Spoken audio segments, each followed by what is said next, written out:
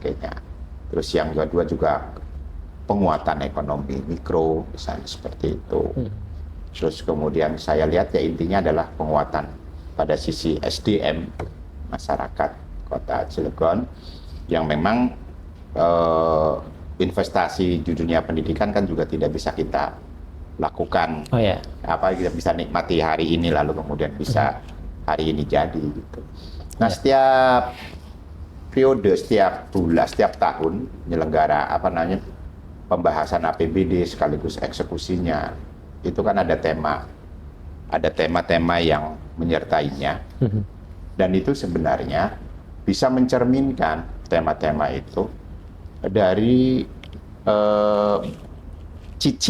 menyicil RPJMD wali kota, RPJMD pemerintah kota Cilegon ya, bukan wali kota. Kalau sudah jadi RPJM itu adalah pemerintah. Itu nyaris seperti sistemnya kayak taruh misalnya belanja apa gitu, tinggal klik itu sudah angkanya ada. Jadi kayak kita nanti ke depan malah lebih sederhana lagi. Kayak kita belanja di Indomaret misalnya, Papsoden misalnya, kita tinggal tempelkan saja, selak muncul angkanya. Ke depan itu dengan sistem pola anggaran yang sekarang ini ada akan seperti itu. Misalnya orang butuh kegiatan, misalnya mau ke Semarang, satu orang butuh biaya penginapan berapa, itu tinggal klik gitu ya. Sama halnya misalnya kita mau beli Pepsodent atau apalah gitu, tinggal nempel itu di kasir itu kodenya klik gitu, itu udah nongol itunya. Dan itu nanti akan terus dievaluasi gitu sesuai dengan kebutuhan zaman misalnya, karena kita tahu kan harga itu kan tidak stabil.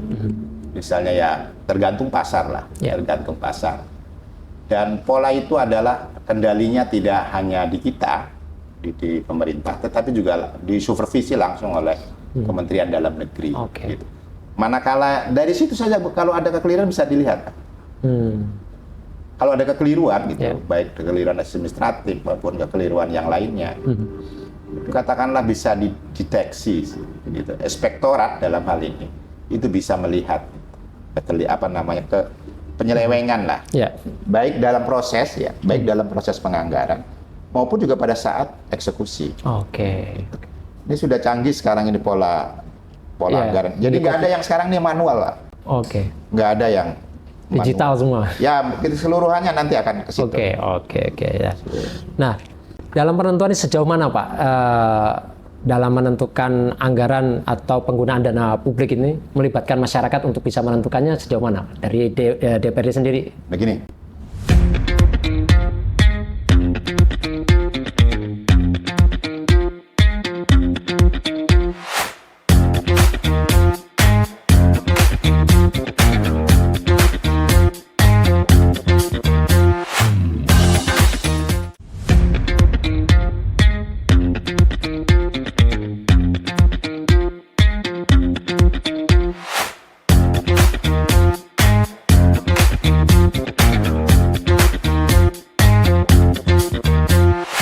Assalamualaikum warahmatullahi wabarakatuh. Selamat berjumpa kembali sahabat BCO di acara podcast kita Storypod bersama narasumber-narasumber yang terkini. Dan pada kali ini saya ditemani oleh sosok yang mempunyai pengalaman amat sangat dalam dunia politik di Kota Cilegon khususnya. Siapa dia? Beliau adalah Bapak Baihaqi Sulaiman. Assalamualaikum Bapak. Waalaikumsalam. Siapa ya? Alhamdulillah ya. Tentunya di kesempatan kali ini sudah bisa menyediakan waktunya nih buat kami untuk kita berbicara bincang-bincang, bertukar pengalaman nih Pak Baihaqi ya. Siap. Ya baik sahabat BCO, tentunya kita akan mengenal lebih dalam siapa dan apa yang sudah dikerjakan oleh beliau, dan kita akan tanya pengalaman beliau. Baik Pak Baihaqi, sebelumnya nih sahabat BCO ingin tahu lebih dalam ya tentang Bapak sebelum terjun ke dunia politik. Bisa diceritakan kepada kita sudah bagaimana saja nih, apa yang sudah dilakukan sebelum terjun ke dunia politik? Jadi begini, ada orang yang menjadikan politik sebagai profesi sampingan, misalnya musiman. Tetapi saya kayaknya profesi yang sejak kecil sampai hari ini ya saya geluti dunia politik itu. meskipun misalnya berprofesi lain. Misalnya sebelum saya menjadi anggota DPRD, saya adalah tenaga pengajar di Madrasah Sanawiyah Al-Fathu. Saya juga tenaga pengajar di Madrasah Aliyah El-Heriyah Pebuaran. Lalu kemudian saya juga adalah tenaga honorer TKK di Kelurahan Mekarsari, Kecamatan Pelumprak sebelum jadi anggota DPRD ini. Nah, di sela-sela aktivitas saya mengajar, di sela-sela aktivitas kegiatan kerja seperti itu, saya masih tetap beraktivitas politik. Dalam hal ini saya sebagai pengurus di Partai Persatuan Pembangunan. Kalau ditanya sejak kapan saya ada di partai itu, rasanya sejak SD saya sudah ada di situ. Sejak 1982, ketika misalnya pemilu Orde Baru dimulai menyelenggarakan kampanye dengan 3 partai waktu itu, bukan 3 partai ya, 2, karena yang satu Golkar itu golongan karya, dia berubah setelah reformasi menjadi partai golongan karya gitu. Dulu itu kan cuma ada P3, Golkar dan PDI gitu. Lalu saya memang karena orang tua, terus kemudian juga backgroundnya santri, gitu kan, keluarga juga keluarga pendidik di bidang agama. Lalu pilihannya nggak ada lain, pilihannya adalah di Partai Persatuan. Kebetulan orang tua juga dulu aktif di PII, almarhum. Terus kemudian juga ya dia juga Masumi. Ya, Masumi itu turunannya kemudian kan menjadi P3 gitu. Sehingga kami saya katakanlah meneruskan apa yang sudah digariskan oleh orang tua, buyut, nenek, seperti itulah. Jadi P3 itu. Oke. Nah, sahabat Bejo, ya tadi sudah disampaikan ya, beliau sudah sejak dari SD nih, sudah ikut berpolitik dan tanda kutip gitu ya. Nah, akhirnya setelah berapa tahun kemudian tentunya Bapak mempunyai pemikiran, oke, kayaknya saya harus ikut turut serta nih untuk berpolitik secara nyata begitu ya. Karena sejarah tadi Bapak juga latar belakang sebagai tenaga pendidik seperti itu. Nah, mulai kapan tuh Pak? Jadi sejak saya mau selesai sejak memiliki KTP ya. Sadis bener KTP kita dulu. Orde Baru itu Masya Allah itu. Mudah-mudahan tidak terulang dan tidak akan terulang. Saya kalau minta suruh bikin KTP itu malah disuruh bikin KTP-nya ke ketua DPC coba. Luar biasa itu. Ya paling kan ketua DPC dikasih KTA kan. Jadi sejak saya selesai sejak saya muda, kira-kira mungkin usia 17 dan memiliki hak pilih, ya. Saya kan kemudian juga mulai aktif di partai ini, sehingga kemudian saya merintis berkarir di P3 itu sejak pengurus kecamatan, terus kemudian menjadi pengurus kota, sekretaris DPC 2 kali, terus kemudian sekarang kan saya di DPW Provinsi Banten. Persisnya mungkin kisaran 90 atau 2000-an lah ya, 2000-an saya mulai aktif di partai itu. Dan tentu saja saya juga mengikuti para senior di P3 sebelumnya, ya kata orang mengenek atau dibawa gitu ya. Dan saya sendiri mulai aktif nyalon itu 2024 gagal, 2029 gagal, baru kemudian berhasil itu di 2014. Jadi 2 kali gagal, terus kemudian 2014 saya nyalon, alhamdulillah diberi kepercayaan masyarakat dan sekaligus juga diberi amanah oleh masyarakat, dan hakikatnya memang dari Gusti Allah. 2019 juga begitu. Jadi sekarang ini nyalon lagi berarti yang kelima. Kalkulasi hitungan dari situ saja saya aktif sudah berapa itu? 25 tahun. Ya. Jadi separuh napasku. Separuh napas, separuh umur ya. Seperti judul lagu saja tuh ya. Separuh umur. Ada di situ. Ada di situ. Nah, Pak Baiki tentunya selama 25 tahun ini banyak hal-hal yang ditemui ya. Gesekan-gesekan sudah pasti terjadi tentunya secara internal pun ada, dan antar partai pun ada. Nah, bagaimana nih pada saat pertama kali terpilih kemudian terjun sebagai anggota dewan, bagaimana perasaan Bapak dalam menangani ini seperti hal seperti itu? Ternyata kan gini ya, saya bersyukur terima kasih pada Allah yang memberi amanah kepada saya jadi anggota DPRD di saat usia saya mapan. Di saat usia saya mapan, di saat pengetahuan saya juga sudah mapan, kemampuan emosional, kemampuan yang lain sudah mapan. Sehingga misalnya saya bisa cepat mudah beradaptasi dengan lingkungan di DPRD-an. Saya juga bisa cepat mudah berbaur dengan kawan-kawan yang berbeda warna. Berbeda juga mungkin visinya, berbeda juga pasti juga sisi ideologis partainya gitu. Bahwa kita di DPRD apapun warna partainya, benderanya, visinya semua sama. Bagaimana misalnya secara kolektif kita membangun Kota Cilegon melalui kewenangan yang kita miliki.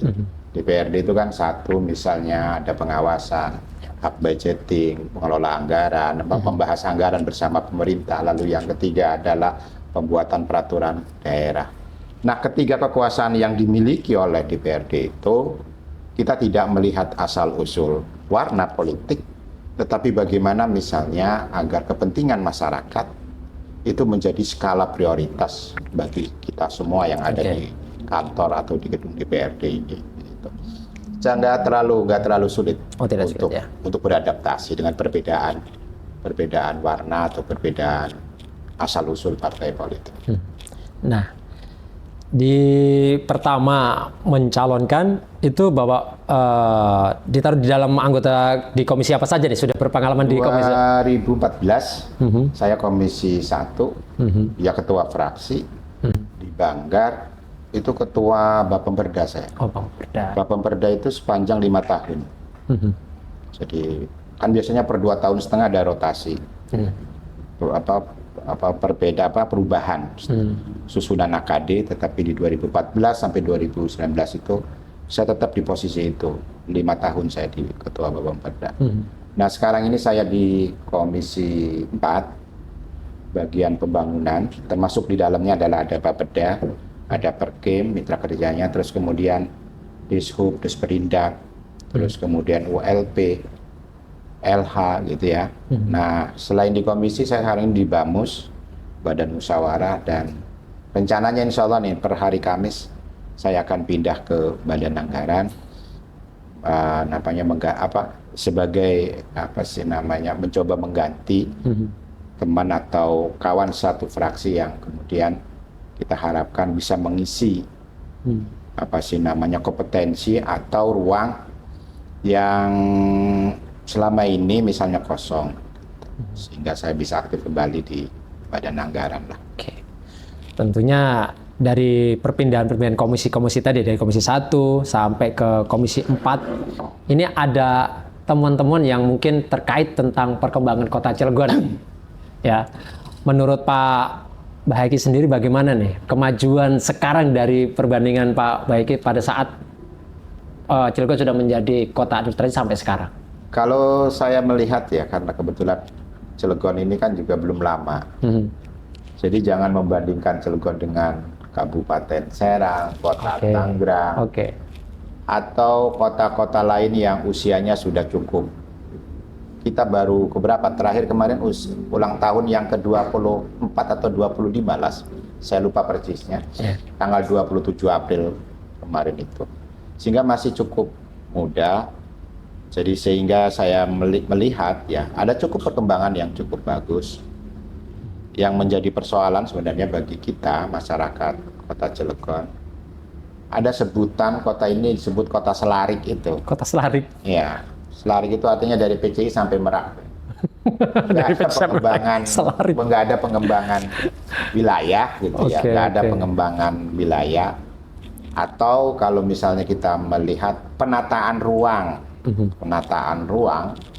yang bisa dimanfaatkan oleh kita, masyarakat Kota Cilegon, taunya ya sejauh ini itu Simpang 3 misalnya, terus kemudian ada melebar dikit, KR, misalnya stadion dan lain sebagainya. Nah ini yang barangkali saya menghimbau atau meminta pada pemerintah siapapun hari ini atau bahkan ke depan gitu, agar penataan ruang yang sekarang ini dimiliki oleh Kota Cilegon itu ada pengembangan lah.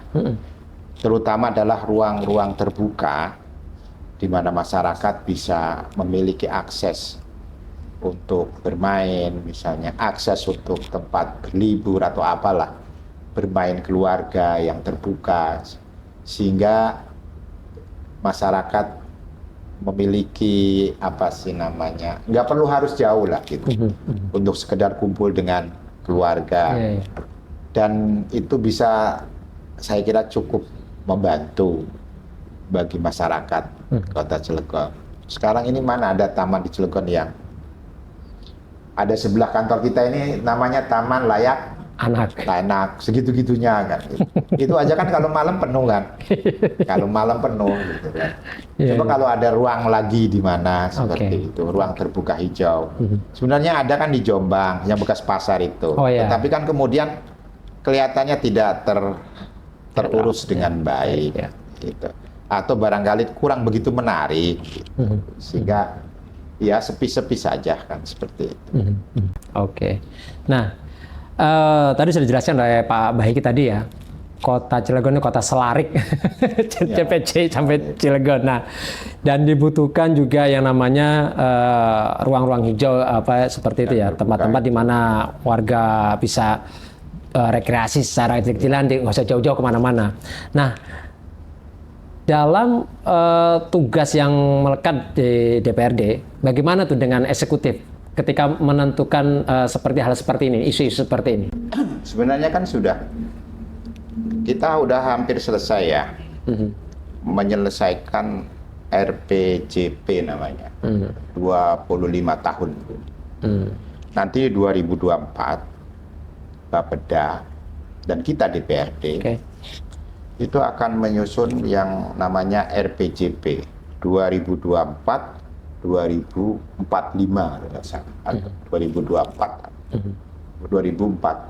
gitu.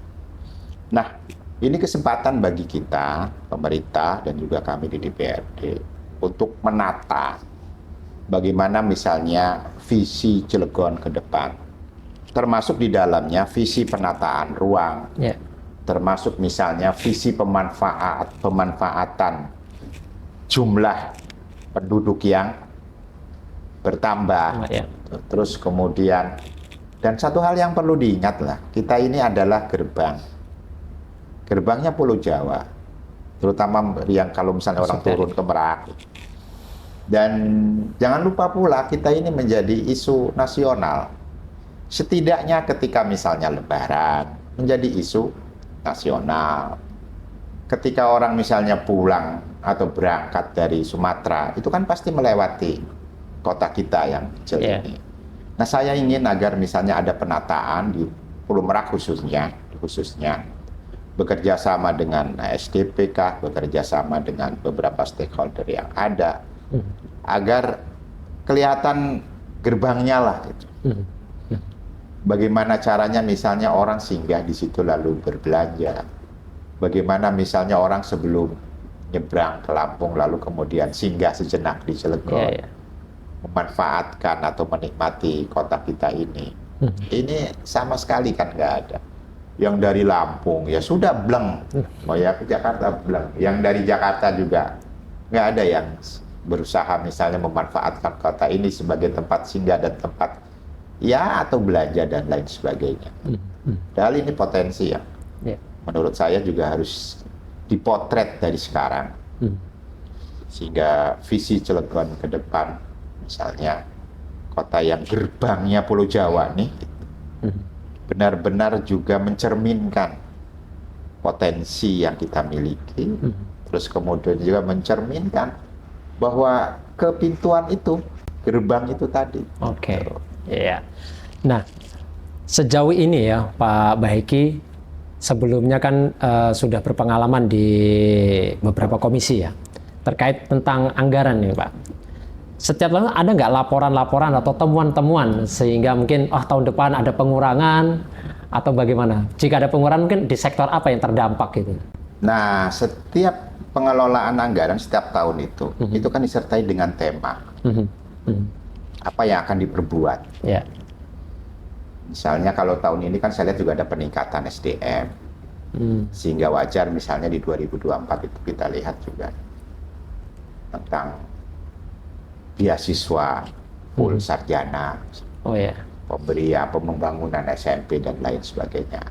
Terus yang kedua juga penguatan ekonomi mikro misalnya seperti itu. Terus kemudian saya lihat ya intinya adalah penguatan pada sisi SDM masyarakat Kota Cilegon yang memang investasi di dunia pendidikan kan juga tidak bisa kita lakukan. Apa kita bisa nikmati hari ini lalu kemudian bisa hari ini jadi gitu. Nah, setiap periode, setiap bulan, setiap tahun penyelenggara pembahasan APBD sekaligus eksekusinya itu kan ada tema-tema yang menyertainya. Dan itu sebenarnya bisa mencerminkan tema-tema itu dari menyicil RPJMD wali kota, RPJMD pemerintah kota Cilegon ya, bukan wali kota. Kalau sudah jadi RPJM itu adalah pemerintah. Kenapa itu? Karena sudah jadi produk hukum. Nah, apa yang mau dilakukan misalnya di 2024 itu menjadi bagian penyelesaian dari RPJMD wali kota 2020 ya, 2020-2026 sebenarnya di RPJMD itu. Begitu. Di setiap tahun pasti akan berubah temanya. Dan kemana berubahnya itu tadi sesuai dengan tema atau skala prioritas. Maka wajar misalnya di tahun ini OPD ini nambah, OPD bidang infrastruktur misalnya berkurang. Tetapi misalnya di bidang yang lain ada OPD yang naik anggarannya. Karena ada tema tadi. Saya lihat ada setiap tahun itu pasti berubah-ubah. Nah, tema itu juga yang tadi akhirnya mengikuti skala prioritas penganggaran yang ada. Bapeda misalnya di 2004 anggarannya pasti akan prioritas pada penyelesaian RPJP tadi, RPJPD tadi, gitu ya. Rencana Pembangunan Jangka Panjang Daerah. Itu sekali lagi skala prioritas di Bapeda. Sehingga kemudian tentu juga postur anggaran akan diberikan di situ lebih besar. Nah, dalam menentukan angka di program perencanaan tadi tentunya sudah tertuangkan ketika sudah menjadi produk hukum itu harus dilakukan ya dari pemerintah kota. Nah, bagaimana ketika ada defisit anggaran? Bagaimana menyikapi seperti itu, Pak? Jadi gini. Ada pernah terjadi atau bagaimana? Ada trik atau treatmentnya nggak ketika misalnya terjadi defisit anggaran? Jarang apa tidak pernah, Pak? Jarang. Jadi gini ya, sistem pengelolaan anggaran pemerintah itu, pemerintah daerah dan mungkin juga di pemerintah nasional. Itu nyaris seperti sistemnya kayak taruh misalnya belanja apa gitu, tinggal klik itu sudah angkanya ada. Jadi kayak kita nanti ke depan malah lebih sederhana lagi. Kayak kita belanja di Indomaret misalnya, Papsoden misalnya, kita tinggal tempelkan saja, selak muncul angkanya. Ke depan itu dengan sistem pola anggaran yang sekarang ini ada akan seperti itu. Misalnya orang butuh kegiatan, misalnya mau ke Semarang, satu orang butuh biaya penginapan berapa, itu tinggal klik gitu ya. Sama halnya misalnya kita mau beli Pepsodent atau apalah gitu, tinggal nempel itu di kasir itu kodenya klik gitu, itu udah nongol banget itunya. Dan itu nanti akan terus dievaluasi gitu sesuai dengan kebutuhan zaman misalnya, karena kita tahu kan harga itu kan tidak stabil. Misalnya ya tergantung pasar lah, tergantung pasar. Dan pola itu adalah kendalinya tidak hanya di kita di pemerintah, tetapi juga disupervisi langsung oleh Kementerian Dalam Negeri. Gitu. Manakala dari situ saja kalau ada kekeliruan bisa dilihat. Kalau ada kekeliruan gitu, baik kekeliruan administratif maupun kekeliruan yang lainnya, katakanlah bisa dideteksi, gitu. Inspektorat dalam hal ini itu bisa melihat penyelewengan lah, baik dalam proses penganggaran maupun juga pada saat eksekusi. Ini sudah canggih sekarang ini pola anggaran. Jadi nggak ada yang sekarang ini manual lah. Nggak ada yang digital manual. Semua. Ya, keseluruhannya nanti akan ke situ. Oke ya. Nah, dalam penentuan sejauh mana Pak dalam menentukan anggaran atau penggunaan dana publik ini melibatkan masyarakat untuk bisa menentukannya sejauh mana dari DPRD sendiri? Begini, proses anggaran itu kan setahun sebelumnya sudah berjalan. Misalnya katakanlah anggaran untuk 2024, itu prosesnya itu sejak tahun 2023. Nah, yang dari bawah itu mulai dengan apa yang disebut dengan istilah musrembangkel, musyawarah pembangunan kelurahan. Itu ruang masyarakat untuk misalnya memberikan masukan, menyampaikan kebutuhannya, menyampaikan ide dan inspirasinya. Nah, dari musrembangkel itu dibawa ke musrengbangcam. Dari situ nanti masuk kepada musrengbangkot. Nah, itu 2023. Ya, 2023. Dari situ nanti ada yang namanya rapat RKPD. Apa sih dasar RKPD itu? Yaitu tadi dari bawah, terus kemudian di dalamnya ada pokok-pokok pikiran DPRD. Setelah itu semua masuk diramu, baru bentuknya KUA PPAS, platform anggaran sementara. Itu disampaikan oleh wali kota untuk anggaran 2024 disampaikannya 2023. Artinya sebelum setahun sebelumnya. Sudah dirancang begitu. Setahun sebelumnya. Setelah ini KUA PPAS ini jadi, misalnya, nanti dibahas antara rancangan PPAS itu dibahas oleh pemerintah dan DPRD. Baru nanti istilahnya disebut dokumen perencanaan. Selesai itu, baru pada tahun 2024-nya itu dibahas oleh kita. Banggar misalnya DPRD dan juga dari pemerintah. Ada di situ keterlibatan komisi, di dalamnya ada yang namanya rapat kerja, anggaran, komisi dengan mitra kerjanya. Jadi cukup panjang prosesnya. Nggak ujuk-ujuk hari ini kita ingin beli permen lalu hari ini ada. Jadi setahun proses itu, setahun. Kenapa sih butuh proses yang lama? Gitu. Butuh proses yang sedemikian lama? Karena kita ingin dari sisi perencanaan sampai kemudian ini klek menjadi sebuah APBD, menjadi APBD. APBD itu adalah peraturan daerah nantinya. Nggak ada yang datang sekonyong-konyong, nggak ada yang tanpa perencanaan dengan matang, sehingga ketika itu sampai di tengah masyarakat, itulah yang dibutuhkan oleh masyarakat.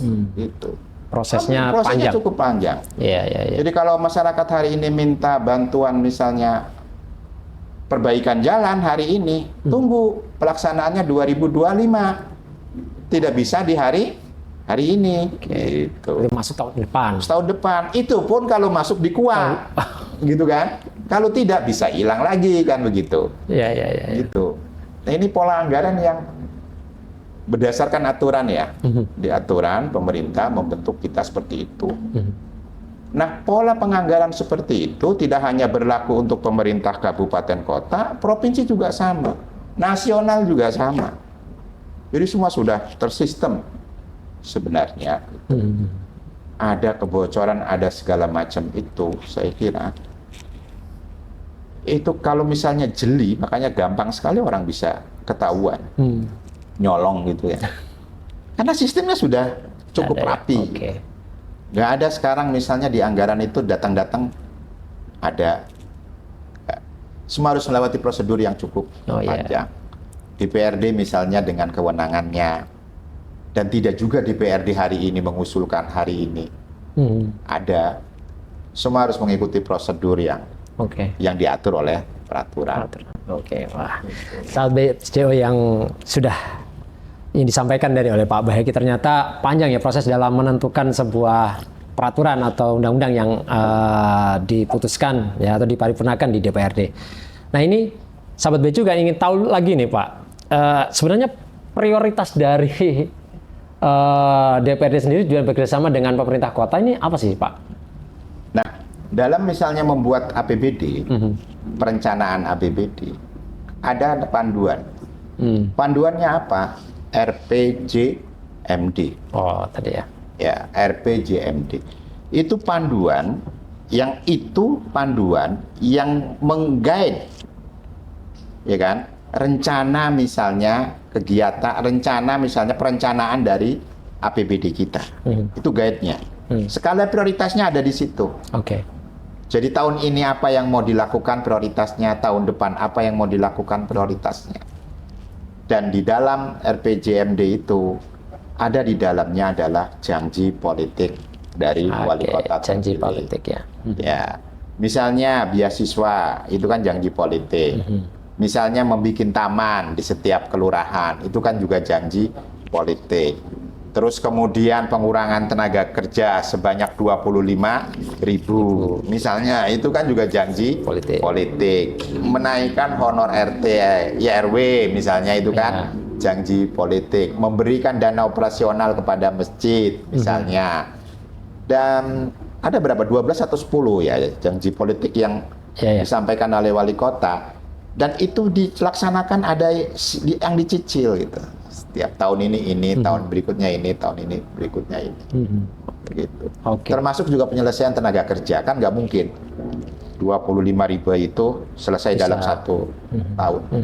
Yang ada malah yang fakta di lapangan 1.000 belum terselesaikan, lulusan baru datang, nambah pengangguran baru. Aduh sahabat BCO nih yang baru lulus ya tentunya harus siap-siap ya. Dan ini juga menjadi sebuah tanggung jawab kita bersama tentunya ya. Nah tadi Pak Bahaiki menyampaikan tentang janji politik. Sebenarnya anggota Dewan sendiri punya janji politik tidak sih Pak? Janji politik anggota DPRD ya mungkin masing-masing calon adalah. Bapak pernah berjanji politik apa Pak? Ya misalnya kalau terpilih misalnya. Di jalan nanti saya perbaiki, ini dibeton. Terus kemudian saya mau meningkatkan guru misalnya. Terus kemudian mau memperhatikan pendidikan keagamaan. Dan janji itu sudah ditunaikan. Pertama misalnya guru, misalnya TPA, guru diniyah, madrasah. Saya kebetulan inisiator dari Perda Fasilitasi Pesantren, Perda Inisiatif. Sehingga karena saya ada dulu di situ, gitu, bagaimana eksistensi daripada madrasah diniyah, TPA, gitu. Pesantren itu sendiri. Cilegon itu kan nggak banyak pesantrennya, ada 60 lah paling kurang lebih ya 60. Bagaimana mereka yang juga anak bangsa itu mendapatkan fasilitasi yang kurang lebih samalah dari pemerintah, dalam hal ini pemerintah kota Cilegon. Sama-sama anak bangsa.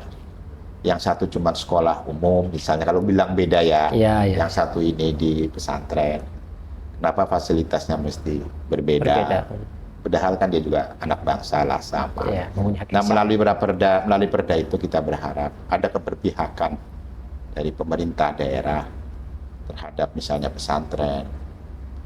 Apa sih yang mesti dibantu dari pemerintah? Pertama adalah fasilitas. Fasilitas. Sehingga pesantren memiliki daya saing dengan sekolah-sekolah yang lain. Baik secara kurikulum. Ya terutama adalah sarananya. Ini Cilegon kita harap juga, kan ada istilah Cilegon ini kota santri. Jangan kota santri disebut, tapi fasilitas pesantrennya nggak diberikan, kan aneh gitu. Ya, baik sahabat BCO, tadi ya sudah disampaikan tentang isu-isu ya, terutama sektor kunci nih ya, tentang pendidikan yang disampaikan Pak Bahaiki. Bagaimana dengan sektor kesehatan nih Pak Haji? Karena beberapa terakhir ini masih terdengar tentang pelayanan tentang kesehatan ini masih sering terjadi ya seperti. Iya. Ada gini, ini undang-undang pemerintah daerah. Ada 2 hal yang menjadi kebutuhan dasar. seluruh warga negara. Pertama adalah kesehatan. Pertama adalah pendidikan. Saya nggak harus salah nyebutnya, nggak boleh itu. Pendidikan ya. Kedua adalah kesehatan. Ya. Nah, kesehatan ini adalah, saya kira kan Cilegon sudah cukup bagus ya. Yang menjadi soal adalah bagaimana Cilegon ini peningkatan layanan. Misalnya RSUD. Hari ini orang daftar RSUD jam 4:30 atau jam 6 Pak udah ngantri. Jam 6 pagi. Coba aja. Ya. Dan dia dapat antrian jam 10. Ada yang setengah. Pagi tuh mereka tuh sudah ngantri nomor untuk antrian itu pagi di rumah sakit. Itu juga terjadi di rumah sakit KS misalnya. Di dua rumah sakit ini ya. Iya. Nggak bisa bikin peningkatan layanan misalnya dengan bikin aplikasi sehingga orang bisa daftar dari rumah untuk datang ke RSUD. Dari rumah nih daftar ke RSUD. Oh, ternyata saya antriannya 100. Ya kan dari rumah daftarnya. Gitu. Sama halnya kita kemudian kalau daftar ke sesuatu bisa memperlihatkan di lokasi itu bukti. Android loh sudah. Android ya, betul. Sehingga orang pasien nggak dibawa-bawa kan. Ada yang tadi misalnya sakitnya nggak akurat, begitu nunggu lama kan bisa nggak sabar. Darah tinggi naik loh Pak. Bisa nambah penyakit. Karena menunggu ya. Bisa nggak sih gitu kan? Okay. Sehingga misalnya orang warga Cilegon nih, gitu kan, kalau misalnya mau berobat, dia daftar dari rumah bisa. Sekaligus bisa mengetahui antriannya dia kan berapa. Kalau antriannya 100 ya nggak usah jam 8 datang lah. Gitu kan? Terus kemudian dikasih tahu kan di situ misalnya di aplikasi itu dokter datang jam berapa, estimasi misalnya melayani satu pasien berapa lama, sehingga kalau misalnya antriannya panjang ya kan bisa datang jam 10, ya kan di rumah kan, gitu, menghimpun beda Pak, orang sakit itu kesabarannya agak kurang, ya kan, sakit itu kesabaran orang agak kurang, gitu. Jangan-jangan nambah lagi nanti kan. Yang sakitnya nambah sakitnya karena menunggu terlalu lama, terus yang nungguin juga ikut sakit kan? Ikut sakit. Ya misalnya kayak gitu. Dulu wali kota kalau nggak salah pernah dia mau rencana bikin meningkat ya 5 lantai kalau salah. Bikin rumah sakit 5 lantai. Saya kira Cilegon sudah cukup, sudah butuh peningkatan itu gitu. Karena kelas 3 yang sekarang ini ada gitu. Saya kira juga perlu adalah peningkatan lah ya, peningkatan dari pemerintah terkait kondisi misalnya layanan masyarakat di bidang kesehatan. Kita sudah bersyukur misalnya pemerintah bahwa misalnya dengan membawa KTP orang sudah bisa berobat. Tetapi jangan lupa BPJS-nya diurus kemudian. Begitu loh. Jadi tolong kampanyenya yang yang sempurna lah. Jangan bilang berobat dengan cukup KTP gitu. Nanti khawatir masyarakat selesai sampai di situ pemahaman. Berobat dengan KTP bisa, tetapi diurus BPJS-nya. Gitu. Nah, lalu yang kedua yang saya kira juga penting. Nah, karena ini adalah masyarakat kota kita ini sudah. Apalagi wali kota membuat temanya kita ini adalah modern. Ya tentu masyarakat menunggulah sisi kemodernan itu tampil dalam bentuk layanan terhadap masyarakat. Hari ini Cilegon misalnya sudah ada tuh mall pelayanan publik. Terpadu di sini ya. Pelayanan terpadu sehingga orang tidak kemana-mana, cukup di situ bisa selesai. Itu ya. Cuman saya nitip. Semoga pelayanan publik itu selesai di situ. Iya kan? Misalnya satu pintu ada di situ selesai gitu. Sehingga masyarakat tidak lagi nyari pintu-pintu yang lain untuk persoalan yang sama. Gitu. Layanan Pak ya? Layanan, peningkatan layanan terhadap masyarakat. Nah, ya baik sahabat BCO, tadi ya tentunya apa yang disampaikan Pak Baheki bisa diambil tuh, misalnya dapat informasi apa ya, misalnya tentang kesehatan atau pendidikan, ya bisa ya, mau bertanya langsung atau mau audiensi gitu bisa Pak Baheki ya. Bisa. Nah, ini kita bicara agak tidak ke dewanan sebentar ya Pak ya, tentang generasi muda yang sekarang nih, Gen Z nih ya, milenial atau apa ya. Sekarang lagi rame nih ya. Ini menurut Pak Baiki sendiri bagaimana tuh dengan adanya Gen Z yang sekarang ini memberikan pendidikan politik terhadap mereka-mereka seperti apa nih Pak? Jadi ada istilah kan setiap zaman ada orangnya, setiap orang ada zamannya. Yeah. Ini istilahnya aja ya, sekarang ini sudah berbeda. Saya baru kali ini menemu ada istilah generasi Z. Baru juga menemu juga ada istilah milenial. Ya. Nah, kalau saya bilang Z itu kan kalau kita lihat di abjad, itu kan terakhir ya. Jangan-jangan ini generasi terakhir ini.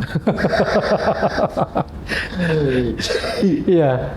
Tentu saja hari ini misalnya dengan 10 tahun ke depan adik-adik yang sekarang ini sedang tumbuh gitu. Kebutuhannya akan berbeda. Gitu. Visi tentang kehidupan juga misalnya akan berbeda. Saya nggak bisa bayangkan hari ini kita bisa belanja dengan kartu. Nggak bisa bayangkan. Nggak pernah kita bayangkan bahwa hari ini orang dari kamar mandi bisa belanja. Ya kan? Yeah. Nggak pernah kebayang oleh kita. Tetapi karena kemajuan teknologi, ya kan? Orang sambil tiduran bisa belanja. Gitu kan? Yeah. Sambil mandi bisa belanja. Ini sesuatu yang baru semua itu. Dan itu hadir dalam kehidupan kita.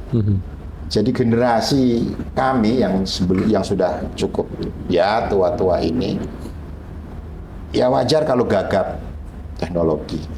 Tetapi yang sekarang generasi milenial sekarang ini, karena visi kehidupannya juga tentu berbeda dengan kami, maka saya berharap ya mulai juga mereka bersiap hadir di panggung politik, sehingga ide tentang pembangunan ke depan seperti apa, mimpi sampean seperti apa, misalnya Cilegon 20 tahun ke depan, itu masuk misalnya, dan bisa misalnya menjadi sesuatu yang bentuknya regulasi, karena di dalamnya ada yang muda tadi masuk ke dalam, gitu.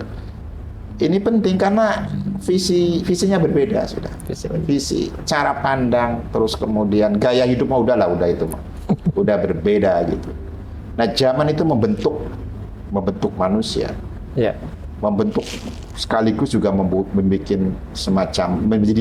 sifat terhadap manusia, termasuk juga lingkungan, pola hidup dan lain sebagainya.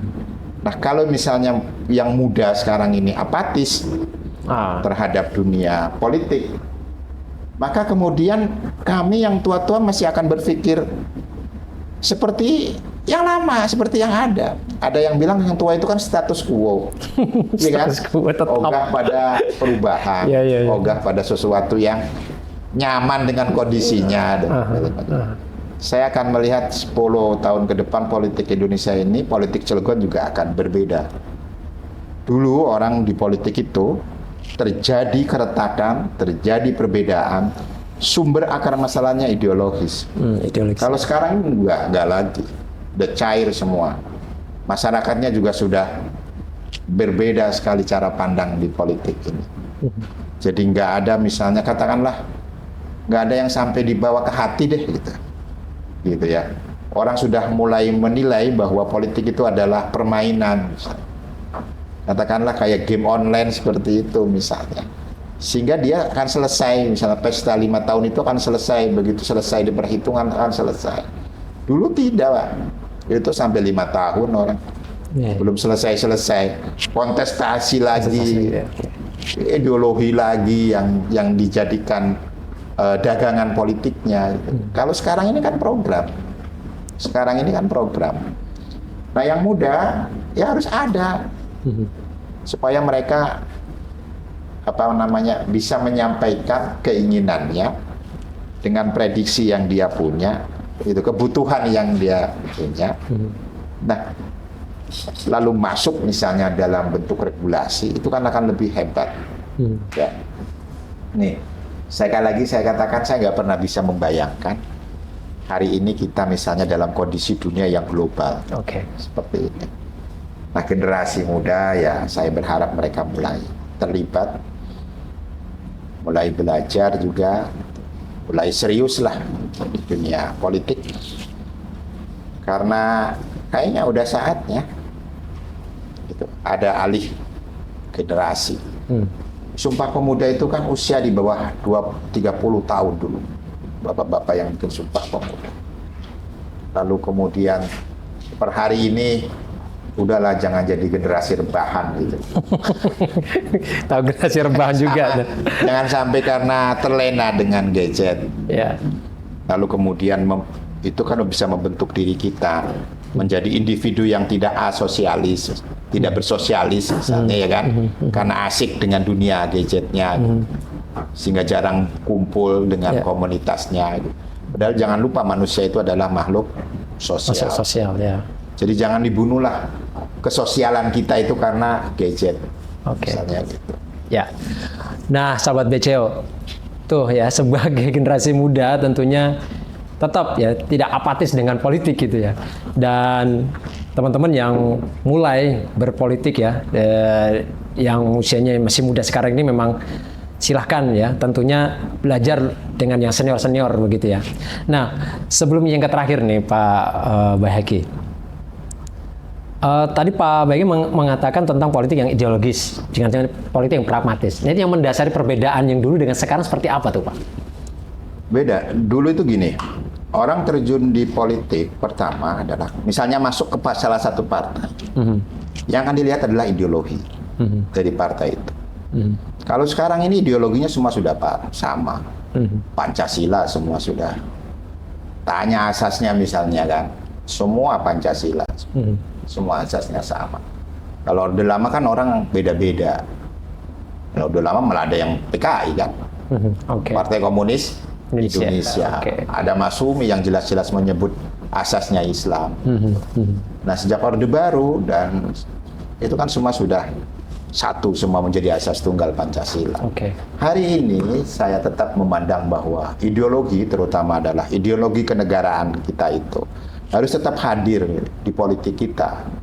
Yang muda juga harus hadir bahwa ideologi kenegaraan kita itu sebagai landasan kita berpolitik. Kenapa? Agar ideologi dari luar, misalnya yang liberal atau yang sosialis seperti itu, tidak juga mendorong atau membentuk diri kita. Indonesia sudah selesai urusan ideologi, yakni Pancasila gitu, dan Undang-Undang Dasar 45. Nah, politik sekarang ini, kenapa yang agak beda itu? Kenapa saya katakan cair? Karena orang melihat dari sisi manfaat pragmatis dari politik itu. Misalnya gitu, ada calon atau apa yang hadir di tengah masyarakat. Orang akan melihat kehadirannya nanti manfaatnya apa. Partai politik misalnya hadir, manfaatnya apa. Dan ini adalah suatu kemajuan dari sikap masyarakat. Nah, berharap misalnya kita semua memang agar ke depan ini di samping juga ideologi itu masih tetap hadir, karena ini penting bagi siapapun yang mau terjun di politik. Tetapi kemudian bagaimana juga misalnya ideologi bangsa ini, Pancasila, Undang-Undang Dasar 45, melandasi action kita ketika kita membuat program untuk masyarakat. Ini penting. Karena kita Indonesia berbeda dengan di negara Timur Tengah dan lain sebagainya. Berbeda sekali dengan Malaysia, Pak. Malaysia itu nggak semudah kayak kita. Kita mau bikin masjid, mau di kampung 7 juga nggak ada yang nyoal, asal ada yang nempatin. Di Arab beda saja faham kita, wah udah dikerangkeng Pak. Nggak sefaham dengan pemerintah dan kerajaan misalnya, itu sudah sulit akan bergerak. Izinnya berlipat-lipat dan lain sebagainya. Di kita kan tidak. Ada sisi yang menurut saya Indonesia ini, kita gitu ya, sebagai warga bangsa. Kenapa sih saya juga mengajak agar merawat bareng-bareng kultur, budaya, ideologi kenegaraan kita. Karena perang ideologi tetap berjalan sampai hari ini. Saya nggak tahu misalnya apa yang anak muda baca dengan di dunia medsosnya, kita nggak tahu. Dulu sumber informasi itu satu, guru. Ya. Sekarang nggak lagi guru. Ada Mbak Google, ada segala macam. Ya. Hah? Ya. Kenapa misalnya dulu kita kaget begitu Indonesia dardur teroris di mana-mana, padahal di sekolah nggak diajarkan. Ya. Ada nggak, kita belum pernah diajarkan dardur. Dan fundamentalisme itu kan bisa terbentuk kapan dan di mana saja. Gitu. Tetapi karena sumber pengetahuan sekarang ini tidak satu pintunya, guru atau sekolah, tetapi ada banyak pintu. Dan itu sumber pengetahuan atau pertemanan lingkungan dan lain sebagainya itu kan membentuk karakter kita, membentuk idea cita-cita kehidupan kita, baik idea tentang kenegaraan, idea tentang kehidupan setelah mati. Nah, ini harus kita rawatlah kebinekaan kita ini. Gitu. Nah, saya berharap yang muda tetap harus belajar bagaimana ideologi bangsa kita, belajar juga bagaimana politik praktis, misalnya, sehingga ke depan ini harus tetap lestari, gitu. Harus lestari, gitu. Orang sekarang udah nggak cengker lah karena beda pilihan, udah nggak cengker. Udah nggak berkelahi karena beda pilihan, gitu kan? Ya. Orang nggak berkelahi sekarang. Kalau dulu masih gonta-ganti partai. Oh, udah. Biasa saja kelihatan. Biasa saja sekarang, Pak. Sebuah dinamika politik ya? Ya, ada yang misalnya hijau lalu kuning, ada yang kuning lalu hijau, biru. Ada yang biru, pindah ke biru juga. Sama biru beda lambang. Biru beda lambang, misalnya. Atau kuning beda lambang. Oh iya ada. Ya sudah sesuatu yang lumrah sekarang ini. Gitu. Okay. Itu karena zaman lah saya kira ya. Zaman juga pola pikir dari kita semua yang sehingga apa yang katakanlah nggak sampai ke hati gitu. Baik. Politik nggak sampai ke hati. Sampai ke hati. Gitu. Ya. Nah, sahabat BCO, itu tadi ya percakapan kita dengan Pak Bahaiki ya, banyak sekali yang kita dapat ya informasi-informasi terkait kemajuan perkembangan Kota Cilegon saat ini dan tentunya tugas-tugas yang melekat ya, apa saja sudah dijelaskan. Nah, untuk terakhir nih karena kita dibahas oleh waktu nih Pak Bahaiki ya, closing statement, pesan buat warga Kota Cilegon seperti apa? Karena kita lagi sedang di tahun politik, beda pilihan adalah boleh, yang nggak boleh adalah berkelahi karena beda pilihan. Begitu Pak? Ya. Baik, terima kasih. Baik, sahabat BCO, itu tadi bincang-bincang kita pada kesempatan kali ini. Saya Iwan Hadi Susanto, Amit mundur. Wassalamualaikum warahmatullahi wabarakatuh.